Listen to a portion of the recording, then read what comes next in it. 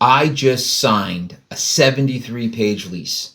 That's right, 73 pages. Now, before you get bent out of shape, it was all done electronically. I didn't print out 73 pages of paper, but I kind of wanted to bring that up because there's so many things that need to get added into leases that I want to add this in over time. I want to add that in over time.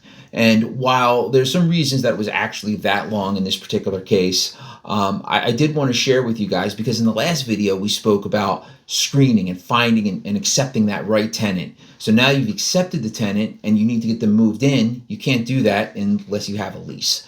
So I wanted to discuss like some of the clauses and some of the stuff that you need in order to have a good lease.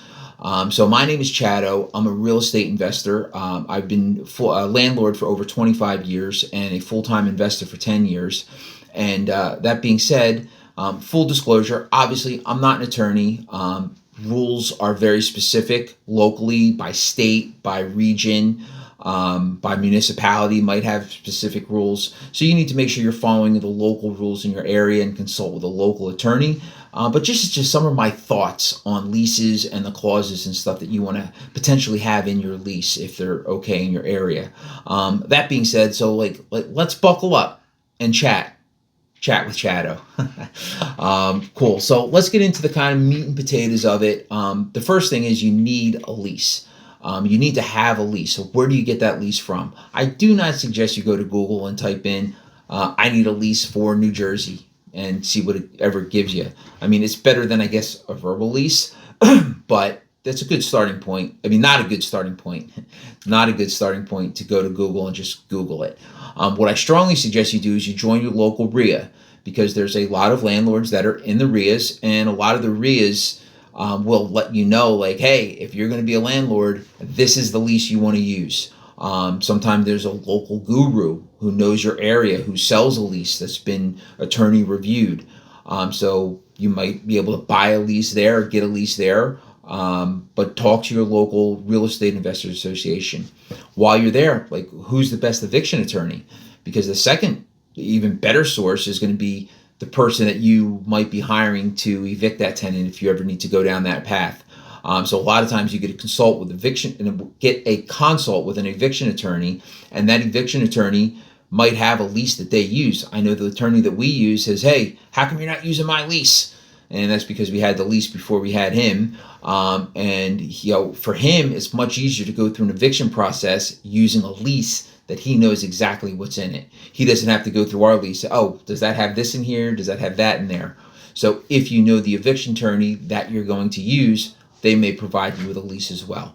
So those are two sources that are great. Your local RIA and local eviction attorney would be a great source to get a lease. And then sometimes, like, states have, like, realtors have leases that they use, and that's potentially okay as well, and probably better than going to Google. But that being said, you get your lease, you get started. Like, that's going to be like your starting point, but you need to make sure that all the clauses are in there that you want in there, and that everything is spelled out, right? Because this is the agreement on how you're going to operate and how they're going to operate and work together. And if these things aren't spelled out, they're going to say you're responsible for this. You're going to say that they're responsible, and it's going to be mass confusion. So I just kind of have a list in my mind of a couple things that you want to make sure that are in your lease, and I'm going to go over them right now. One of the big things is pest control. Who's handling pest control? If it's not in there, they're going to assume you're handling it, and you're going to assume they're handling it, especially for single families. In multifamilies, you may need to handle it as the landlord because apartment A could be bringing in things that bothering apartment B. In a single family, it's different. If there's bed bugs in a single family, that's probably because they brought the bed bugs in. So just keep in mind, who's going to handle pest control, and you need a clause around pest control. Another big one is commercial vehicles.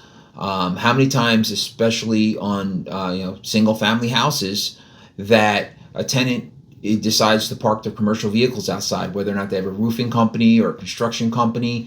Next thing you know, they're parking in the driveway, they're parking in the street. Next thing you know, the neighbors don't like it, and they are reporting it to the local government, and the local government's reaching out to you. And why do you have your tenant in there with all these commercial commercial vehicles. So that's another thing to put in, is a clause around commercial vehicles and what's allowed and what's not allowed. Another big one, which and you've all seen that property. You drive by the property and you look, and you look up on the roof, and there's 5 satellite dishes. You need a clause in your lease about satellite dishes, because what happens is, that's why they're on. Like, so a tenant moves in, right? So they come, they order the satellite dish. The guy comes out, installs it, screws right into your new roof, right through the roof, screws in a brand new satellite dish.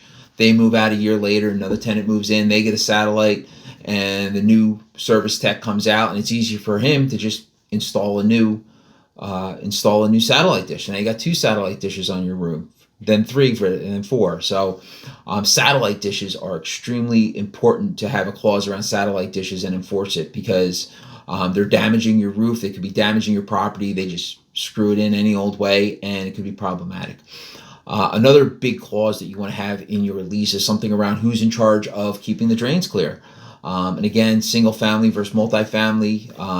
Sometimes you don't know who is causing the problem in a multi-unit building, but in a single family, if they're flushing things down the drain, they shouldn't be flushing down the drain, and that's causing sewer backups, and you need to get somebody out there to clear the sewer.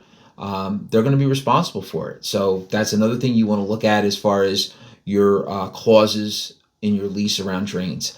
Obviously, maintenance is a big one. Who's responsible for the lawn care? Who's responsible for the snow removal? And by when do they need to get the snow removed? Because ultimately, you're still the homeowner, you're still the owner of the property, and if they don't get that snow removed, especially like on a row house, and somebody's walking in front and they trip and they fall because the snow wasn't handled or the ice wasn't handled, they're probably going to sue you, right? But that being said, that's kind of what insurance is for as well. But you want to make sure that it's spelled out that the tenant has X amount of time in order to do it. There might be local ordinances saying it needs to get done in X amount of time. So you want to make sure that that is spelled out clearly. Lawn care and snow removal, depending on your area. Another big one is who's responsible for batteries. And what I mean by that is thermostat batteries. Right? If a tenant doesn't know how to and doesn't think it's their responsibility to change thermostat batteries, you're going to get a no heat call when the heater stops working. The heater's not working because there's no batteries in the thermostat, or the batteries are dead, right? So for you to send out somebody to do a no heat call is going to cost you a lot of money. Or even if you know that the reason is the batteries, and they're like, oh, well, you have to change the batteries, it's going to cost you a lot of money to send a guy out to the house to change batteries when it's something the tenant can handle. So batteries and thermostats, batteries in smoke detectors, carbon detectors, and then as far as smoke and carbon detectors, like, they need to notice you if those things fail, right? If the smoke detector, carbon detector need to be replaced, like, they need to notice you so you can do that. I mean, prevention is huge. And then garbage, like, who's responsible to take out the garbage?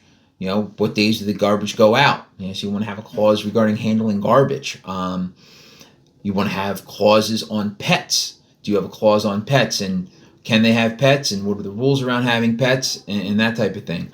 Rules on trampolines. Most insurances do not allow tenants to have trampolines, so they're not allowed to have trampolines. That's probably a good clause.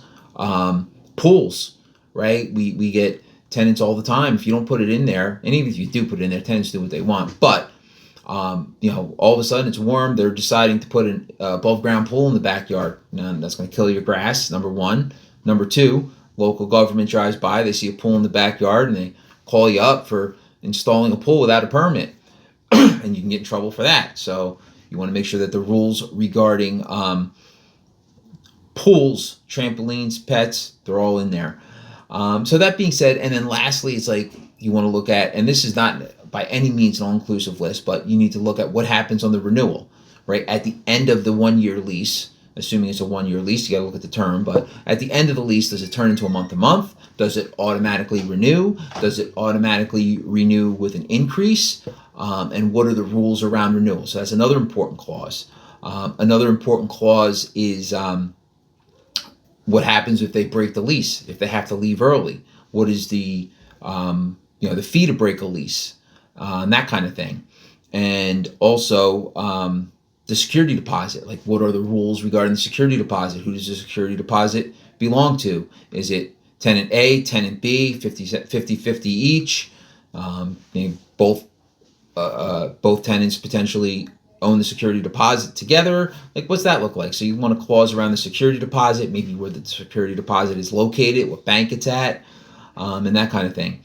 So, and also keep in mind, like, there's potentially state-specific things that you need to have in your lease, and federal stuff, right? Like lead paint. Like, you need to have a lead-based paint disclosure.